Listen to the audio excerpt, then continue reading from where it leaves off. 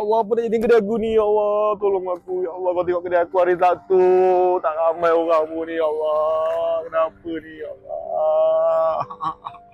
Aduh. Kenapa ya? Sekarang berapa bulan hari ni? 21. Oh, tengah bulan ya? Patutlah tak ada orang sangat. Orang dah habis belanja punya. Okey, sebenarnya aku ada benda nak umumkan ni sebenarnya, okey.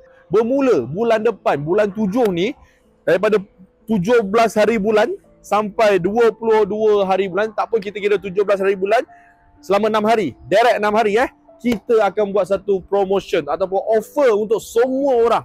Kita akan bagi buy one free one. Apa yang buy one free one kita nak bagi? Okey, jom kita tunjuk. Kita nak buat buy one free one untuk nasi ayam klepot. Apa itu nasi ayam klepot? Let's go.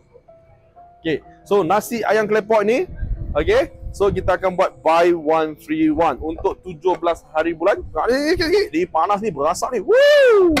Alright, panas. Okay, so kita akan buat buy one free one daripada 17 hari bulan sampai 22 hari bulan ataupun selama 6 hari lah. Sebab kadang-kadang hari Rabu tu cuti. Kita takut Jumaat 17 hari bulan tu jatuh hari Rabu. So kita akan kekalkan selama 6 hari. 6 hari buy one free one untuk nasi ayam klepot. Okay, so korang boleh makan satu nasi ayam klepot, kita akan jual RM13.9. So RM13.9 tu korang boleh makan 2 klepot. 2 klepot boleh makan 4 orang. RM13.9 bahagi 4. Berapa korang rasa seorang?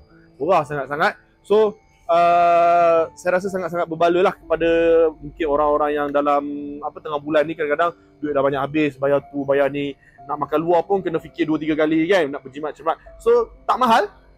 Makan di sini RM13.9 boleh makan 4 orang. Okey, jemput singgah di mana kita ada di Meru Permai Ipoh. Kita beroperasi daripada pukul 1 tengah hari sampai pukul 12 tengah malam untuk Sabtu, Ahad dan public holiday. Hari Jumaat kita buka daripada pukul 3 petang sampai pukul 12 malam dan hari biasa kita buka daripada pukul 1 sampai pukul 11 malam. Alright, itu saja. Assalamualaikum. Bye.